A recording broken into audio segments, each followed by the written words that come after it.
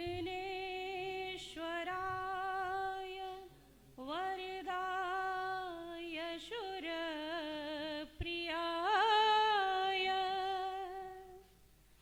लंबोदराय शकलाय जगद्दिताय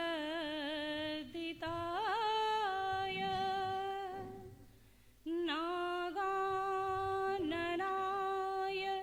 श्रुतियज्ञविभूषिताय गौरीसुताय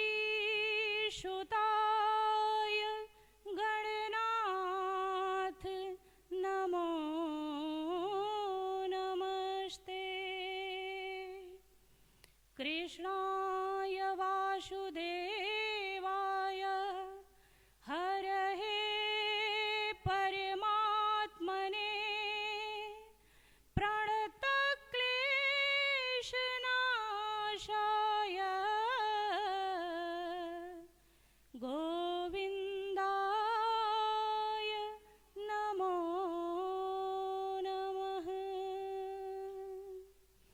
हयग्रीव हयग्रीव हयग्रीवेति यो वदेत् तस्य निश्चरिते वाणी जन्नो कन्या प्रवाहवत्।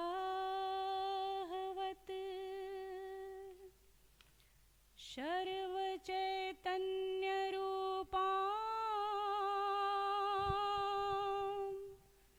ताम् आद्यां विद्यां च धीमहि बुद्धिं ज्ञानं प्रचोदयात्।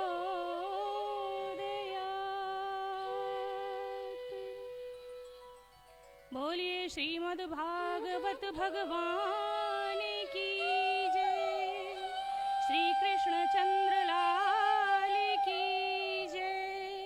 श्री राधा रानी की जय। सद्गुरुदेव भगवान की जय। यमुने महारानी की जय। हनुमंत लाल जी महाराज की जय। जय जय श्री राधे। जय जय श्री राधे। जय जय श्री राधे श्याम।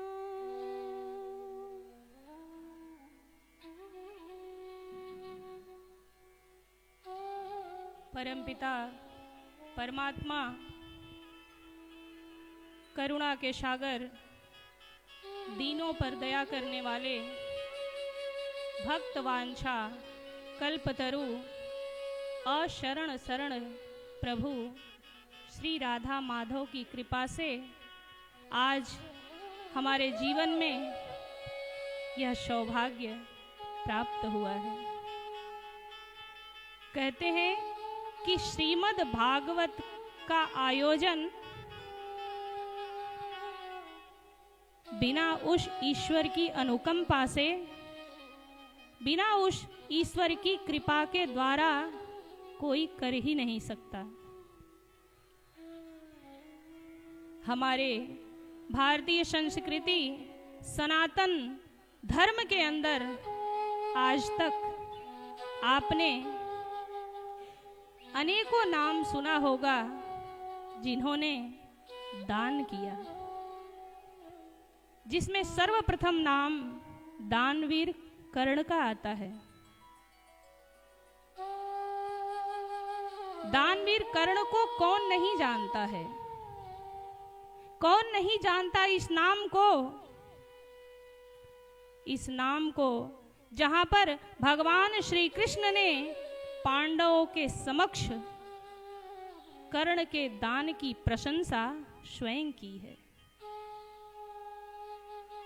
लेकिन आज मैं आप सबको श्रीमद् भागवत ग्रंथ के अंदर नवम स्कंद के 21वें अध्याय के अंदर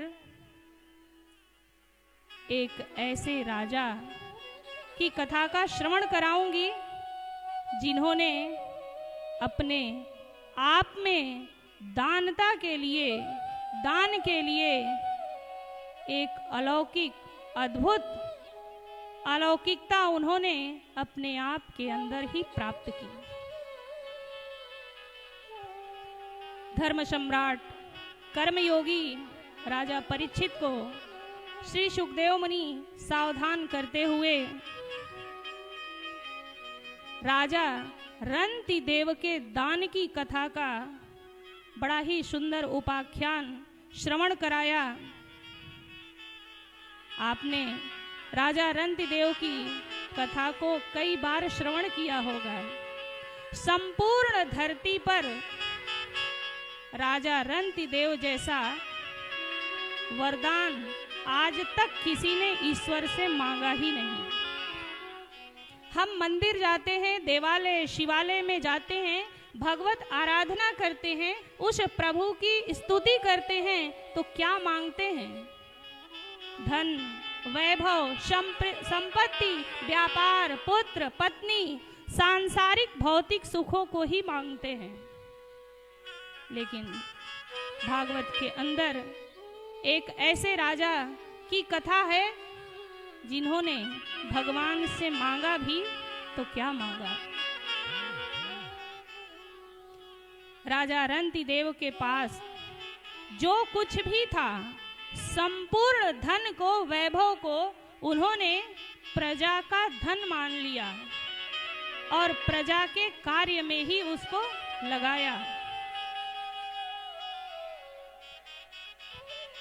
एक समय राजा रंतिदेव के जीवन में ऐसा भी आया कि धन समाप्त हो जाने पर उन्हें राज्य का परित्याग करना पड़ा और राजा रंतिदेव ने अपने परिवार के साथ राज्य का परित्याग करके जंगल में चले गए।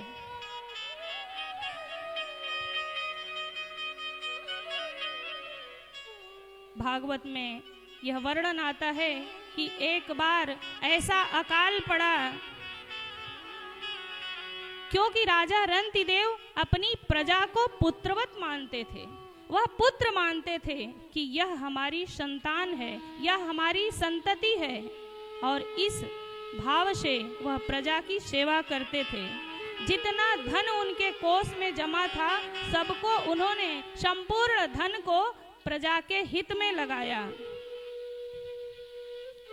लेकिन राज्य का परित्याग कर दिया।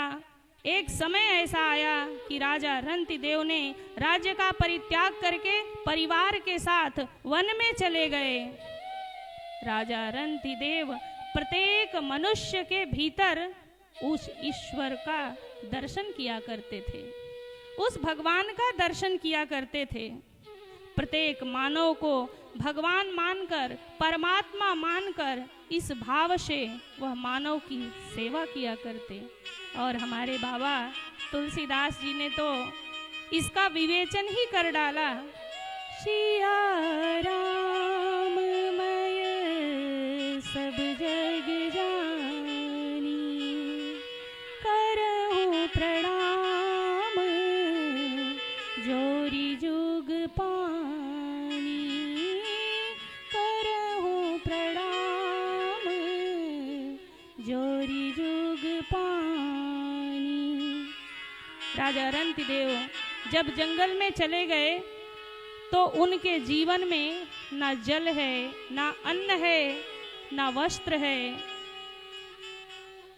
48 दिन हो गए बिना अन्न के। कितने? 48 दिन का समय व्यतीत हो गया और उनके जीवन में अन्न का दर्शन तक नहीं हुआ, अन्न के कण का दर्शन भी नहीं हुआ। लेकिन उस परमात्मा की कृपा, परमात्मा का खेल जो है, राजा रंतिदेव का बालक भूख से तड़प रहा है, उनकी पत्नी विलाप कर रही हैं और वर्णन आता है श्रीमद् भागवत में कि 49वें दिन उनके पास कोई व्यक्ति भोजन की थाल लेकर आया।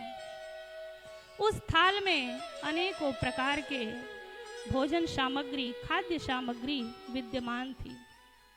जैसे ही राजा रंतिदेव ने उस भोजन के थाल को उस व्यक्ति से, उस साधु से लिया, उनके पुत्र पत्नी के चेहरे पर प्रसन्नता के भाव प्रस्फुटित होने लगे, प्रसन्नता का भाव बिखरने लगा। राजा रंतिदेव ने भोजन अपने पत्नी और पुत्र को दिया और स्वयं भी भोजन करने बैठे। और जैसे ही राजा रंतिदेव भोजन करने बैठे, उसी समय एक चांडाल वहां उपस्थित होता है, आता है और वह कहता है कि महाराज, वह याचना करता है कि प्रभु महाराज, मैं कई दिनों से भूखा हूं और यदि मैं इस समय भोजन ग्रहण नहीं करूंगा तो मेरे प्राण पखेरु उड़ जाएंगे। हमारा दैनिक, हमारा वैदिक राष्ट्र, हमारा धर्म हमें यह सिखाता है कि अतिथि देवो भव, अतिथि का सत्कार करो, अतिथि का सम्मान करो।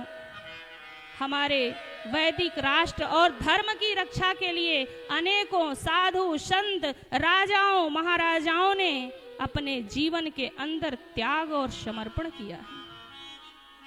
आप एक बार विचार करके देखिए कि जिसका बच्चा, जिसका पुत्र भूख से तड़प रहा है, जिसकी पत्नी विलाप कर रही है, उसके सामने यदि भोजन की थाल आ जाए और आने के बाद भी उसको भोजन प्राप्त न हो तो उस समय उसकी अवस्था क्या होगी? विचार करिए। राजा रंतिदेव ने, जिन्होंने अपने पुत्र को भूखा देखकर भी, तड़पता देखकर भी उस भोजन के थाली को उस चांडाल को समर्पित कर दिया, प्रदान कर दिया। राजा रंतिदेव ने सोचा कि कोई बात नहीं,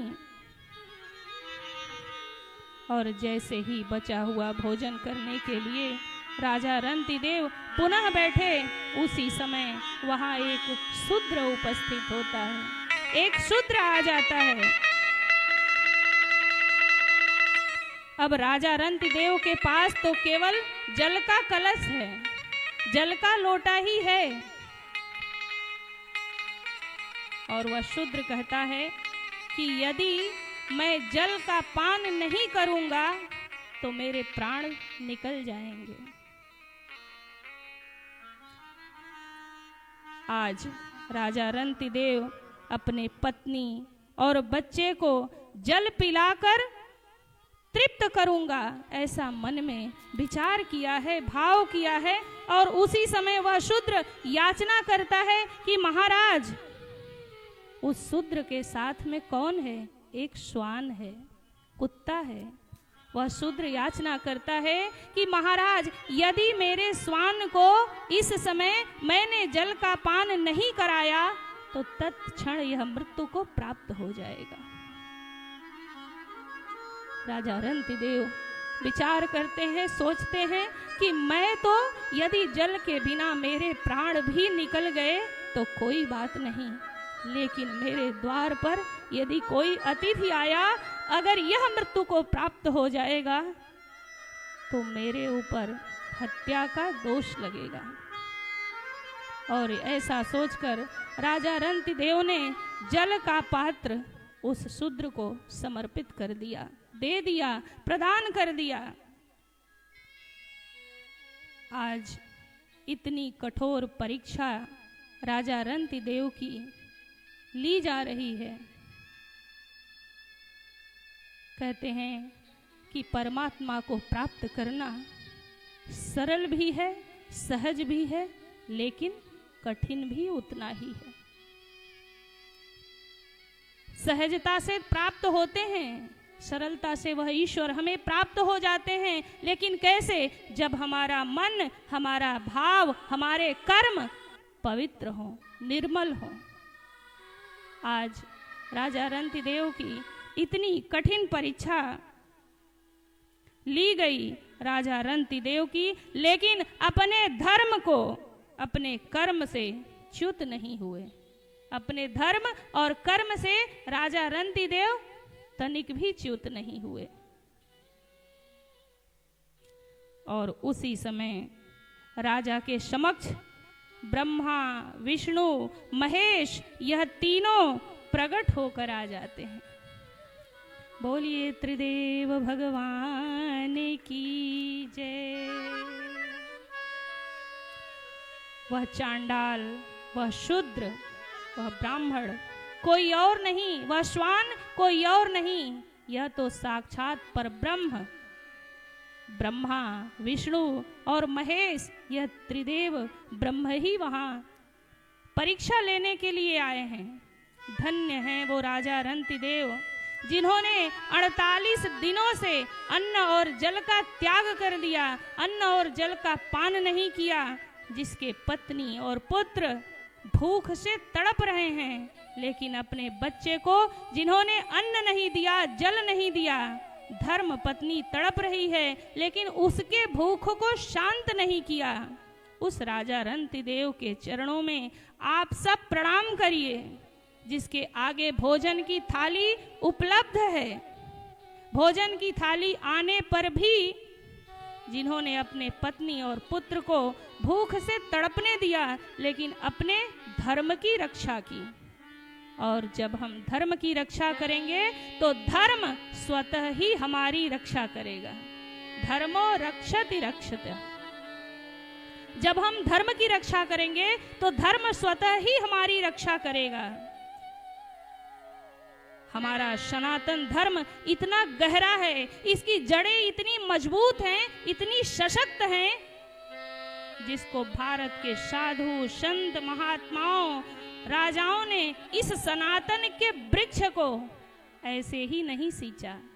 अपने त्याग के द्वारा, अपनी महानता, अपने बलिदान के द्वारा हमारे सनातन वृक्ष को सींचा है, जिसको कोई कभी भी नष्ट नहीं कर सकता है। ऐसा हमारा सनातन धर्म राजा रंतिदेव के त्याग, समर्पण और दान को देखकर त्रिदेवों ने राजा रंतिदेव से वरदान मांगने को कहा। और जैसे ही त्रिदेवों ने राजा रंतिदेव से वरदान मांगने को कहा, राजा रंतिदेव के आंखों में अश्रु की धाराएं बहने लगीं और अश्रु की धाराओं के साथ उन्होंने भगवान से मांगा तो क्या मांगा। उन्होंने कहा कि प्रभु, यदि आप हमें देना ही चाहते हैं तो दीजिए। भगवान ने कहा क्या? नम कामये हम गतिमीश्वरात् पराम् अष्टर्धियुक्ता मा पुनर्भवं वा आर्तिं प्रपद्ये खिलदेहभाजा मन्तः स्थितो ये न भवन्त्यदुःखा। श्रीकृष्ण गोविन्द हरे मुरारे,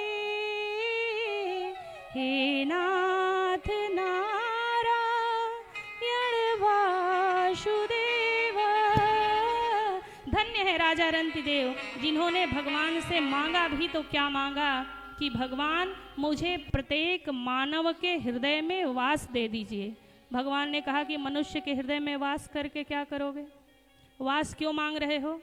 राजा रंतिदेव ने कहा कि भगवान, मैं मनुष्य के हृदय में वास इसलिए मांग रहा हूँ कि मैं इनके भीतर वास करूँ और संसार का प्रत्येक प्राणी जो दुखी है उनके दुखों को मैं ले लूँ, वह दुख उनके मुझे प्राप्त हो जाए और प्रत्येक प्राणी के जो सुख हैं वह उन्हें प्राप्त हो। ऐसे धन्य है राजा रंतिदेव जिन्होंने वरदान में मांगा भी तो क्या मांगा कि कि प्रत्येक मानव के हृदय में वास करके उनके दुखों को मैं ले लूं। मेरा परमात्मा इसमें बैठा हुआ है, आप सब उसको याद करके